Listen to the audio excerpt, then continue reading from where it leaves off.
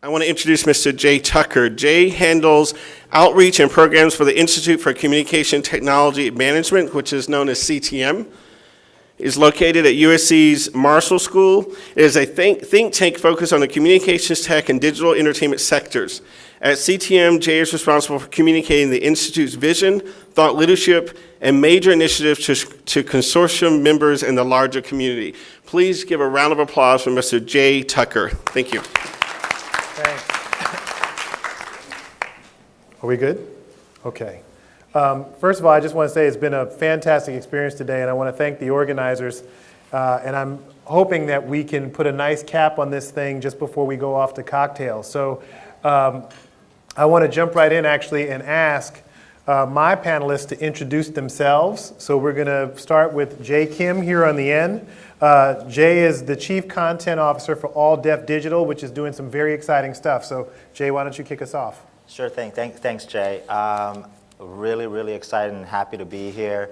See a couple of familiar faces, and I've been in traditional television my whole career.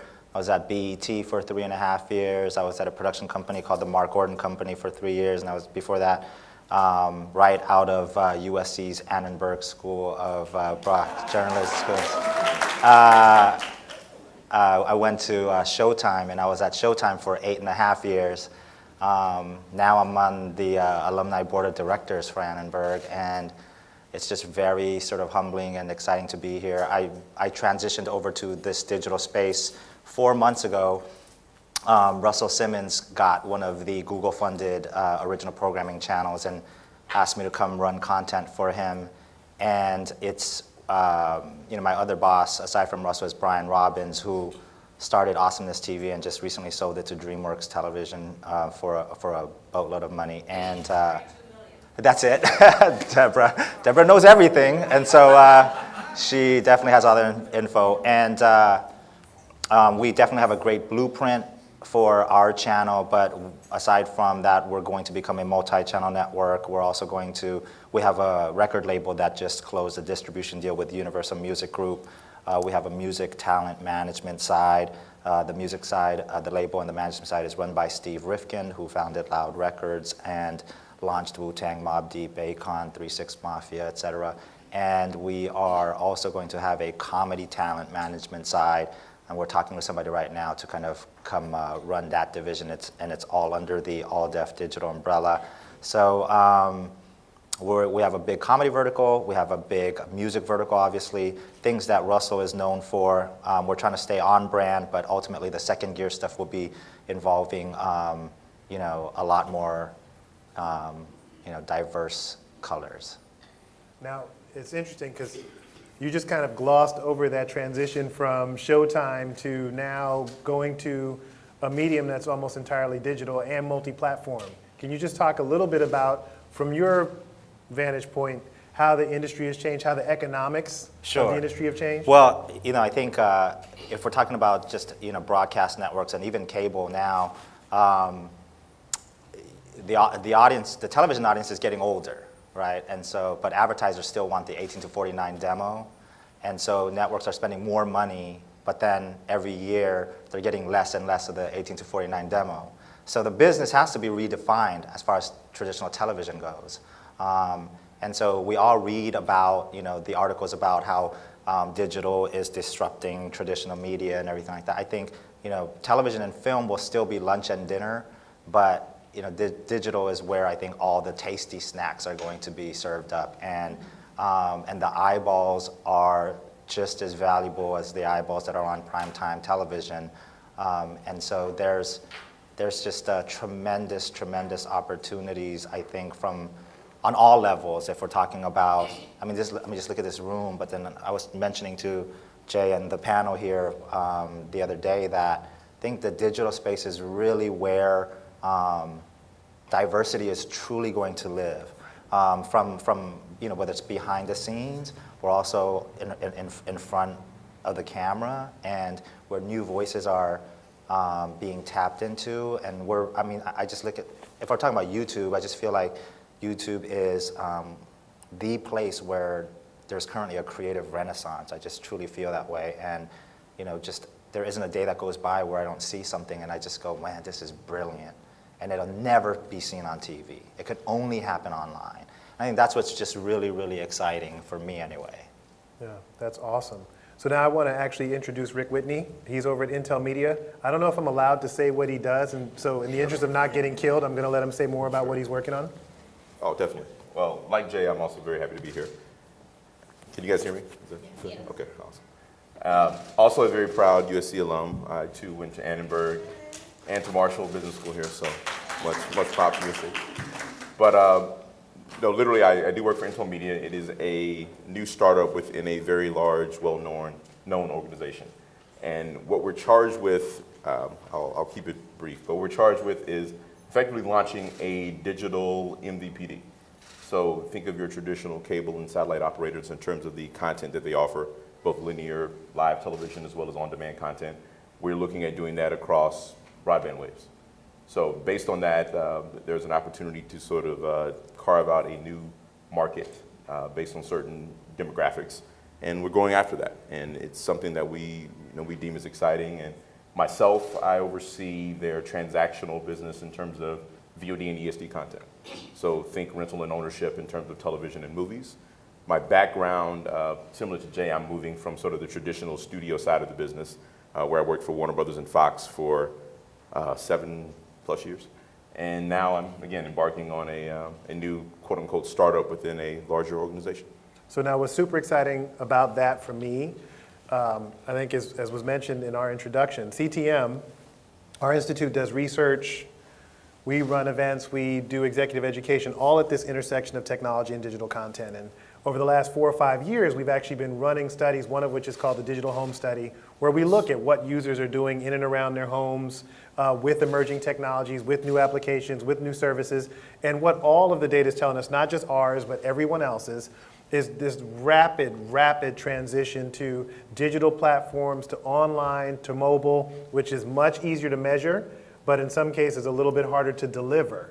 And you seem to be in the middle of this kind of technology revolution where you guys are trying to take advantage of this window of opportunity and snatch up some eyeballs for yourselves. Certainly, and you're right in terms of that intersection, and I think that that's probably the most important aspect, just kind of looking at that traditional Hollywood, and I'll add, kind of Madison Avenue in terms of advertising, but that connection between technology and content. And formerly, it was really driven by larger MVPDs, satellite operators, et cetera. And now there's an opportunity where content has kind of been democratized, where you're seeing more people create content, you're seeing other distribution channels, and we are looking at that as an opportunity. Yeah. Which brings me to Tariq Walker, who is over at AOL, which has always been online. Right? So why don't you tell the folks here a little bit more about what you're working on? All right. Well, by way of disclaimer, so I did not go to USC. I didn't come from traditional media. I did stay at a Holiday Inn Express, so. Then you're good. Figure that out. But stay smart. I'm a proud Rutgers University alum. Right. At any event, so at AOL, I head up creative development for our branded entertainment unit, and really my job is to work with our editorial teams and get an understanding of what are people engaging with, what are some of the feature sets that the various sites and editorial teams really want to add a bit more enticement, engagement, perhaps a video opportunity into, what are some things they want to do, maybe they haven't been able to do or otherwise. Take that information, kind of build a video-centric experience or a video-centric opportunity, and then work with our marketing partners and our sales teams to speak to everyone from P&G to Sprint, Verizon, whomever, and understand who are they trying to target, how are they trying to target them, and how can we integrate them into those video-centric opportunities that we create with the editorial team. So editorially driven, but creating opportunities to be integrated, whether straight product integrations of the sort I'm sure you guys are familiar with, or thematic integration. So if you take someone like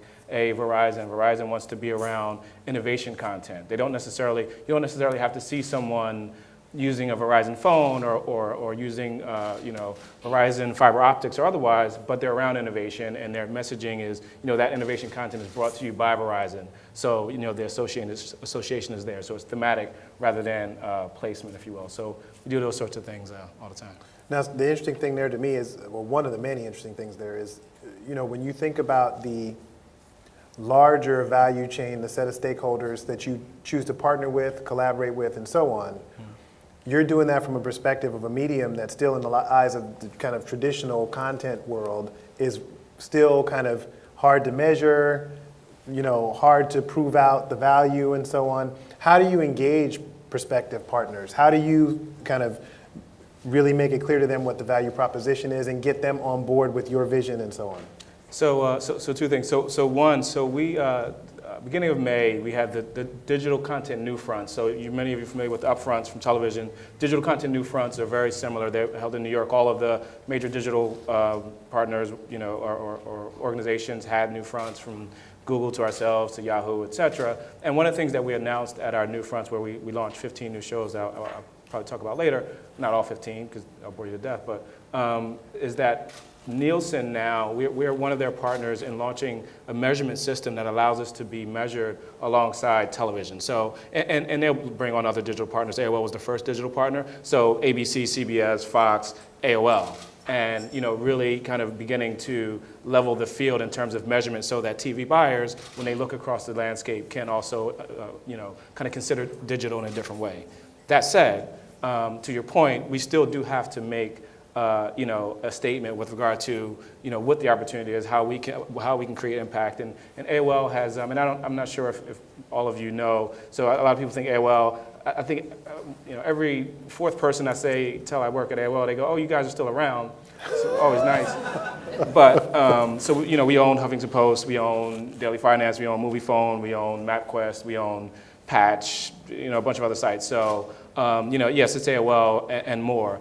And one of the things that we've gone, put a great deal of emphasis on, certainly this year, and kind of ramped up in preceding years, was video. And that's why I mentioned we launched 15 new video programs. And in fact, we bought a company a few years ago called 5 Men. That's a video distribution network. And we actually distribute as much. We're the second largest video distribution player in the space, behind Google, period. So second behind Google is, Google is like here, second is like here, but when you tell an advertiser that, they just know, "You're second?" I'm like, "Yeah, we're second." We're number 2. I've never thumped my chest so hard about being number 2. But so that helps to make the case, to answer your question, Jay, about how do we get folks engaged, and we really have made a very large bet in digital, and in video. Right. And we've been able to get that message to advertisers and to partners. That's awesome. And actually, we should use that as a segue. I want to talk to each of you a little bit more about the advertising landscape and what you see in terms of monetization. But I also want to invite all of you out there. This is the last panel before we break for cocktails. So feel free to raise your hand and interrupt us if you have a question or a comment or a thought. Drink requests. Right, drink requests too. Cuba Libre, mojito, whatever, right. So, Jay, you were talking before about this new opportunity, and I'm thinking about all of the stuff that has come before with respect to the whole deaf brand, deaf comedy, deaf label and so forth. And what's interesting here is that it seems like there's going to be a blend of a whole bunch of different business models, but obviously partners, advertisers and so on have to be a part of that strategy. So absolutely. I think at the end of the day, we are in the content business, and so content is that very thing that gets the monetization. And so there's so many examples where if you're talking about Workaholics, it was a series of web shorts that Dominic Russo and his sketch guys made, and then it became a show on Comedy Central, 4 or 5 seasons now. And then on the awesomeness side of things, they had a web series following around this teenage boy band called Mindless Behavior, and then they went on tour.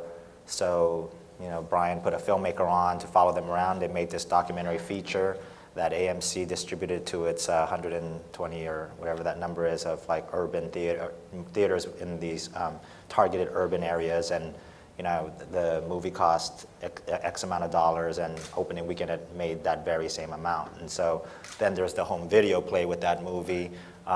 So I think, within the digital space, I think there's a lot of branded opportunities, integrations with targeted audiences and everything like that. But from our side, what we want to do is we want to,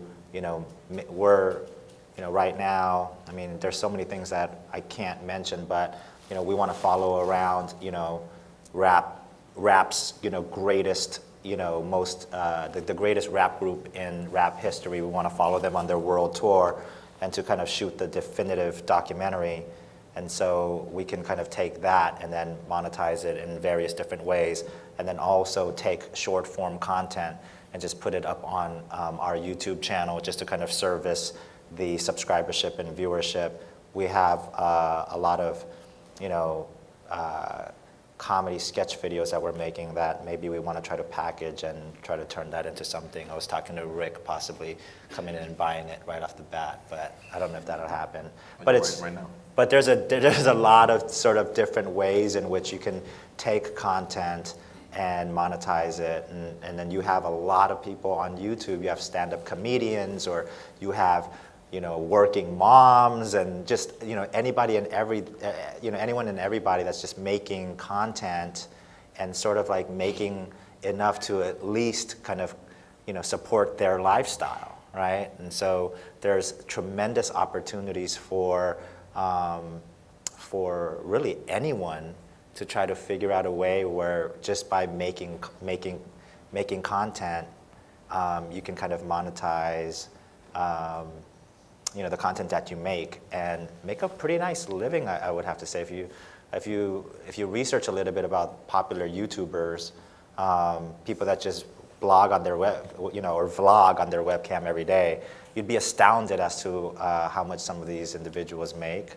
And you have couples that are making prank videos and making tons of money. And if there's a group, there's a group called Carmen, and if they're engaged, but they literally, the woman, she can rap really, really well, and they remade this Chris Brown and Busta Rhymes song that got 80+ million views instantly, and then now, I mean, they are a big, big deal. So it just varies as to what anyone can do with that thing called content. I don't know if I answered the question in the way that you wanted. That's okay. That's okay. That's okay. So, Rick, obviously, Intel's play is a little bit different, Yes. right? Completely different. So, right. yeah. So, advertising as a part of that strategy, how does that work? Oh, by all means. So it's definitely interesting sitting between two content guys where, again, I mean, I came from the studio side of the business, so there was obviously a lot of content that was created there, but I've always been situated on the distribution end. So I think that's what's most interesting is, again, you guys are both coming up with fantastic content and literally feeling the waves, and consumers are being able to come up with that on their own. But for us, it's purely about distribution. So being able to generate eyeballs to watch said content. From the Intel side, I mean, the advertising portion of it is really the quote-unquote moneymaker. I mean, obviously, Intel is known to be a B2B company, and the B2C element is really offering the consumer-facing content side. But obviously, what we are looking to do in order to monetize that is to be able to sell advertising. Right. So, looking at the traditional side of the cable, telco, satellite business, they have huge ad sale units. Right. And what those guys are doing is that they're literally pounding the pavement, and they're working with all of the major U.S. brands, and they're selling a tremendous amount of advertising and making a lot of money for whether it's a Comcast or DirecTV.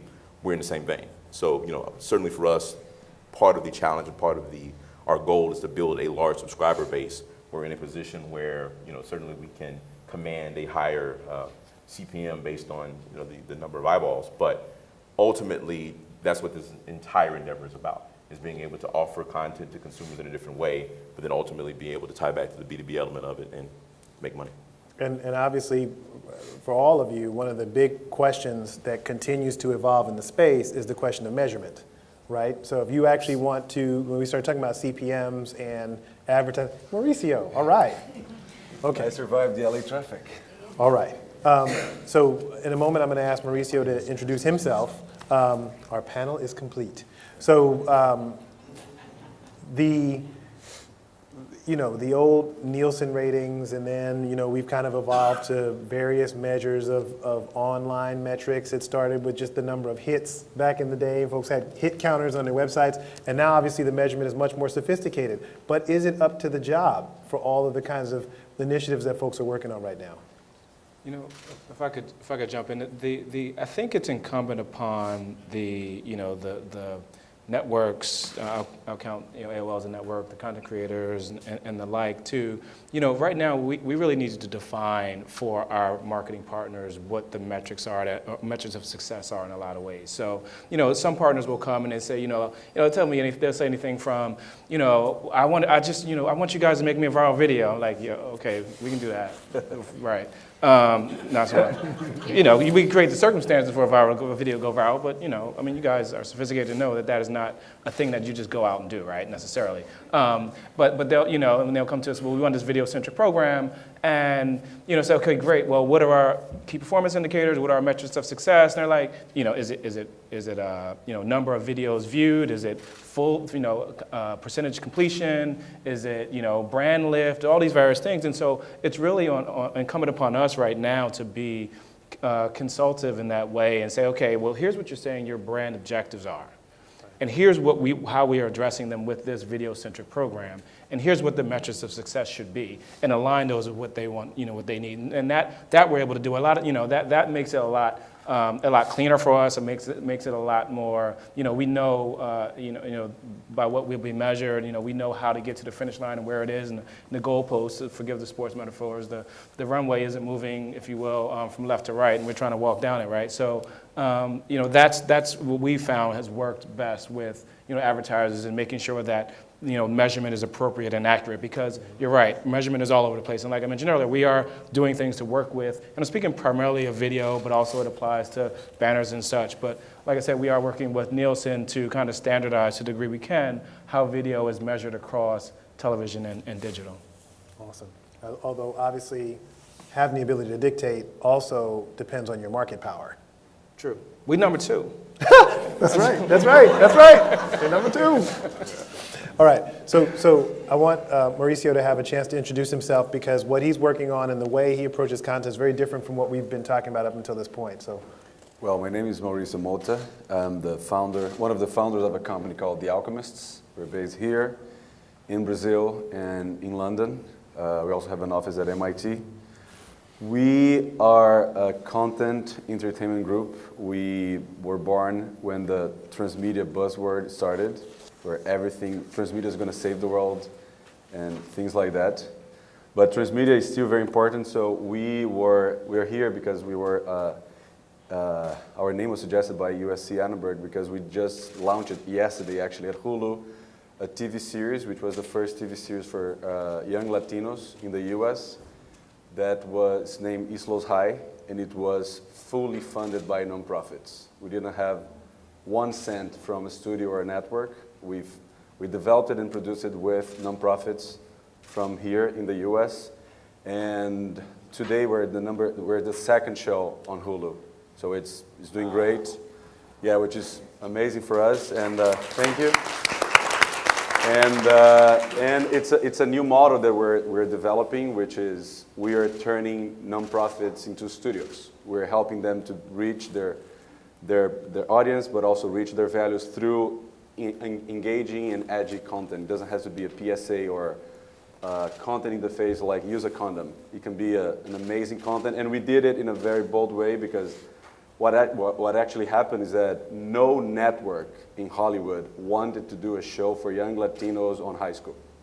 None of them. They said, okay, we're going to do it ourselves, because we know there is a demand.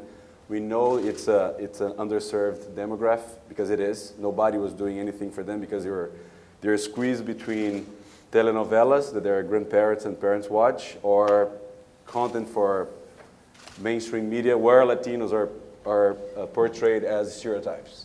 And we developed it in a way that was a show, but also a lot of other touch points, which is where those people are, where those demographic, that public is. So that's and I brought a clip to it. You have the. Go for it. Okay, it's going to be a minute. So for now, actually, just by show of hands, how many people are familiar with the term transmedia? Okay, most folks.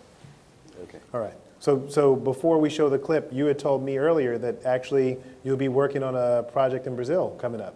Yeah, what happened is that show, because the way it was developed, it became a format already. So the same format was invited to be presented in a favela, in a slum, in the city of Rio. So we made it in a way that so the format can travel to any kind of city because it's an urban show. It's about teens going through the challenges of real life. So that's very exciting. So we're developing that extension there. Awesome. Oh, okay. So as I said, I wanted to give you guys a chance to ask questions as well. Right here in the front. Two questions, one for Maurizio. What was the name of the show? East Los High. East Los High. Yes. Okay, and then for Jay, I'm very much interested in the comedy portion of what you're doing with Alta as someone who's done stand-up comedy before. Cool. How is what you're doing different than Comedy Central or YouTube comedy? Are you partnering with them as well? YouTube comedy as in YouTube, like Comedy Week that they just Yes, had. It's interesting because if you take a look at the all of Comedy Week, there was a very small number of people of color in the Comedy Week. And we have somebody that is, in our sort of family, and his name is Spoken Reasons, and he's probably the most popular YouTuber. He has over 1.3 million subscribers. He's in this movie that Sandra Bullock and Melissa McCarthy's coming out, or whatever it's called. The Heat. The Heat. And then and so we're making a web series with him. Our comedy is basically what we want to say is like Shaq has his comedy channel, Reggie Hudlin has his channel, Walter Latham has his channel. I think they skew a little bit older than what we want to go for. We skew a little bit younger, but we make 3-minute videos for YouTubers. And so as an example, we have a sketch video called the Harriet Tubman Sex Tape. And you get it. But it's interesting because this is actually a kind of a discussion piece because it's right. Andrea and I, we've talked about this, but it's one of those things where what if social media existed back in those days? Then how does that kind of play out? So while it's very sort of like silly and funny and maybe raunchy, it's actually sort of a discussion piece, right? And so I'm not saying that every single sketch comedy video that we're making is something that can be a discussion topic, but we want to push the envelope. We want where Dave Chappelle left off, we'd love to sort of pick up, but then we also have to be mindful about who our audience is, and just if you research all the audience and everything, I'm new to this digital space, like I said, but it's just fascinating because we're making videos for young teens, really, right? So this But we brings, could talk more about stuff later. yeah. So this brings up an interesting. Interject for a second, but I know you want to play your video, and it's going to require you actually log into your laptop, I think. Okay. All right. So From my laptop? Yes, I brought it up here. I've already done all the Okay. the easy work. If you can log in. all right, let's check out his password. Okay. So I'm hoping your screen will. Jay just brought up an interesting point about I don't know if we'll be able to play it from the hard drive. kind of the opportunity to present comedy and ideas actually from a bunch of different perspectives. And one of the things that we discussed on the phone was this idea that digital in some ways is the great equalizer. Yeah, Right? And I would just say, just as an addendum, like, where would that sketch video live, right? I mean, it may have lived on Dave Chappelle, right? Or in Living Color, maybe, right? But where is it going to live? Definitely not on television or film, right? It's going to live online. Sure. Sure. But this Kid, goes you to know. I mean, I would say until there was digital, where would there be a Huffington Post, right? I mean, Ariana gets around, so y'all have heard of her. right, but she didn't have her own publication on Yeah, it, that's right? true. Right, she did run for governor. Right. Another question. Yeah, I actually am a huge consumer of Huffington Post. I love Huffington Post, and I know you guys have Huffington Post Live. I also follow Global Grind and Uncle Rush on Twitter. So, kind of my question was just from a political point of view, both of those are very much in that space. And what are really kind of the goals for Huffington Post Live? Like, what are you guys going after there? Are you competing with the CNNs, the MSNBCs? Like, what's really kind of the goal there? And then also from Global Grind, like really, I mean, you guys do a lot of really cutting edge and really push your consumers to try and be advocates and so forth. And I'd love to just hear more about what you guys are trying to do there. So the goal with HuffPost Live, anyone familiar? No, HuffPost Live is 12 hours a day on either coast, live streaming conversations. And the goal really was to do two things: create the video, live streamed video equivalent of the Huffington Post. Huffington Post has a very engaged user base in terms of commenting, in terms of being really engaged in the audience. And so we wanted to bring that experience to a live video experience. And so that literally you can go to HuffPost Live, and we don't repeat any of the programming. So we wanted to not only recreate the Huffington Post Live as a video experience, but create the 21st century of television, if you will. And so when you think about, engaging directly with television, so if this was a HuffPost Live segment, the audience could participate in a number of ways. You could obviously comment and tweet. You could actually reach out to us, and we can put you on Skype. And so you'd have in-studio hosts, you'd have in-studio guests, and then we'd bring you in. Obviously, we vet people. We don't want people who are too crazy coming on the screens and saying things that might be libelous or otherwise. But we can put them right on the screen so that people can engage and interact in real time and tell their stories from wherever they are. So we had during the protests.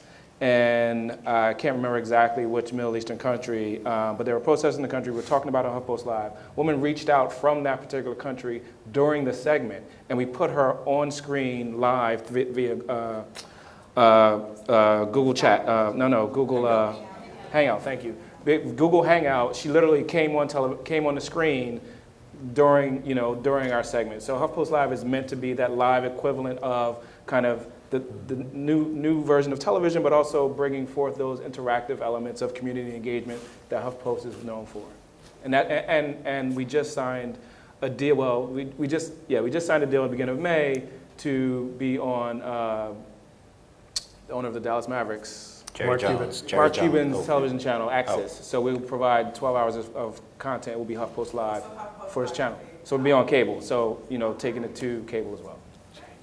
That's technology. I mean, that's just what's so exciting, because you can watch remember you would watch a primetime television show, and then the sort of interactivity was really going to their.com and then going onto the message boards, and that was it. And then now, the interactivity is just so immediate, and the viewer participation is just so one-to-one. I think that's what's exciting. Global Grind was this thing that Russell started some time back just to kind of be sort of a platform for his political viewpoints.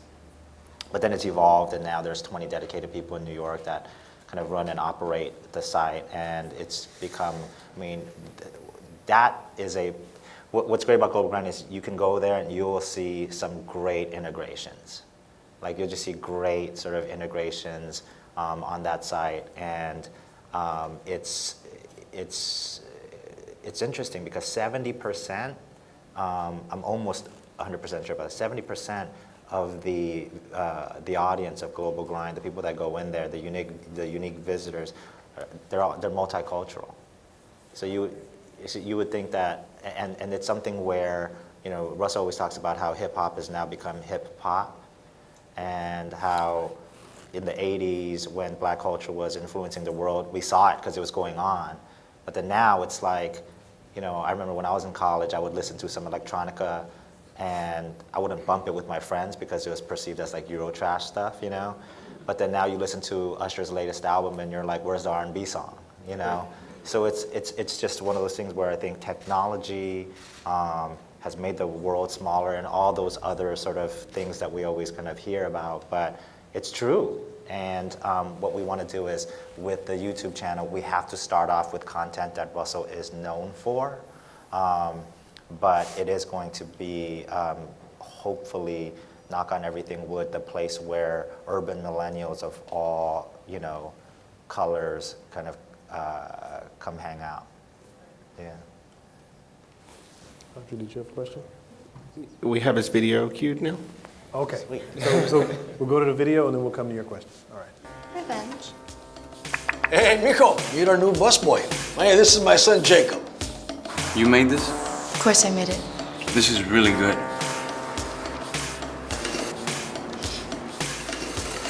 So, how's my cousin doing? If we're gonna work together, we gotta keep our feelings to ourselves. I don't know if I can. God, Maya, why you gotta ruin everything? You have Jacob. Not while you're around. What the hell's going on? And now, East Los High. Hey, I'm gonna call you back. Come on. You think she's so much better than me? You're in her seat, bitch. I have a boyfriend. This is not gossip, this is journalism. I'm pregnant? I raised you to be a man. Oh my God!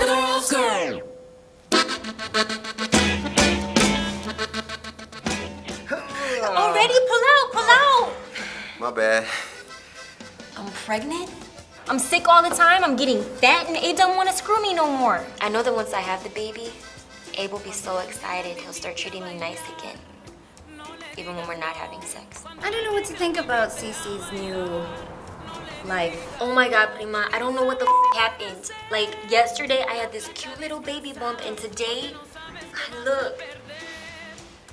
I blown up like a globo. How am I supposed to choreograph around a belly? And if you have any friends that are pregnant, tell them to write me too so I can see how they're dealing with this stuff. Soli Gomez here for the East Los Siren. Unless you're gonna sign up for the newspaper, you can leave because I'm busy. I'm signing up. You're signing up. Well, guys can ask me their questions and I can find out the answers for them. How about that?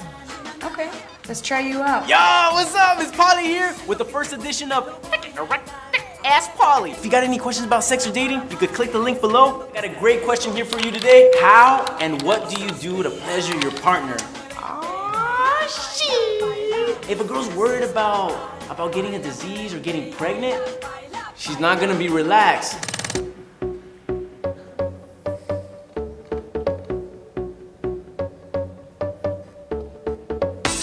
Is this your diary?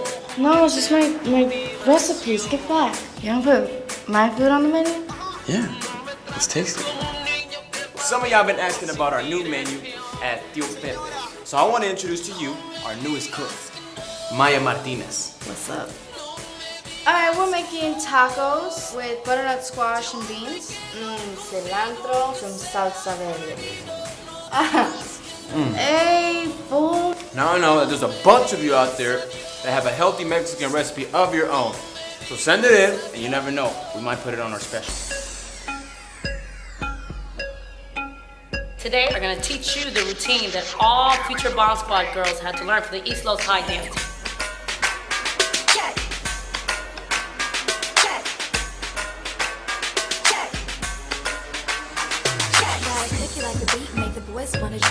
Hey guys, I actually got sent some stuff from cutesygirl.com. I love boots, and the boots are really inexpensive and they're up to trend. Hey, what's up? It's Javi right here in beautiful Boyle Heights at the Mariachi Plaza. The love and devotion I have to our people.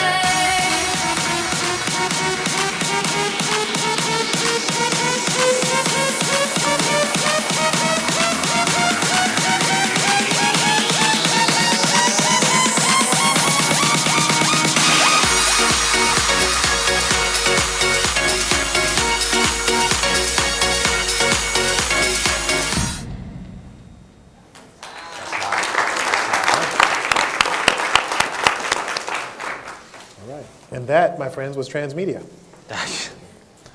Andrea. Well, I mean, I think we should, I'm speechless now, so I'm, for that. But just questions, because all the things that you were showing at the end, those are all the platforms have they all launched as well? What was kind of your time frame to roll it all out, or different pieces rolling out later? And just That's a great question because, like, and I think that you said something very interesting about the technology and how you can enhance content. Because the way the series was developed, it was developed as a world since the beginning. It was only a TV series. So we developed it, all the aspects that you're seeing here were developed since the beginning. So we knew it was going to be 24, 30-minute episodes on television. But we also knew that the pillars for the demographic were food, dance, fashion, sex, and real life. So we created more than 60 videos for those pillars. So we have an independent cooking show. We have a dance competition because there is a fictional dance competition on the show. And in the middle of the season, we're going to call to action so people can submit their dance moves and all that. But because what we understood is that, like, the entry point you have to have different rabbit holes. We call them rabbit holes. The mothership will be the series on Hulu. If you go there, you're just going to watch 24 episodes. Now you can watch all the 24 at the same time if you want, if you have Hulu Plus. But the way we design it is that every episode has extensions by itself that match the things that are happening on the show. And some of them, you don't need to watch the show, because if you just want to watch the cooking show, you're going to have fun and learn a lot of amazing Mexican food recipes. But it was a different way to do it. I've done more than 15 telenovelas in Brazil before I helped design this. And it's a different animal because it's more complex. But at the same time, the experience of the fans is much more rich. Because in the end of the day, you're serving them a feast. Instead of just like a plate, you're giving them a feast, and you have to just curate that relationship with your content. And I think that what was interesting about something that you asked about metrics is that, like, this came with new metrics, because if you're developing new types of stories, you demand new metrics. So we are partnered with an amazing research team to how do we evaluate both the content and the social issues, and how that is being portrayed and how people are perceiving that. Now, is Hulu going to benchmark like what their subscribers were, like Hispanic subscribers or something, before this and then after this? And also, are there going to be mobile components? I mean, the videos maybe are going mobile, but what about the episodes? Yeah, what's good about Hulu is that you can watch it on your Apple TV, but also on your computer, on your iPad, or on your iPhone. With no shorter episodes to go. No, you can watch all the small episodes you can watch too, because we embedded everything on Hulu. So that's the amazing thing. We have the 24 episodes and more than 60 short videos into that. So for example, the first episode happens at the winter prom. So we have 12 interviews of the school newspaper with each one of the characters, talking about what they're expecting and all the plots, one against the other, who is backstabbing who. So that was a warm-up for the series itself. So that was how it was built. Did I answer your question? Okay, yes, okay. yes. Okay, now, I know we're all just getting warmed up, but we're actually at the point where I need to close this panel, so I want to thank all my panelists. We can continue this conversation over cocktails in what? In the vineyard room, which is where we had lunch, right? So thank you very much.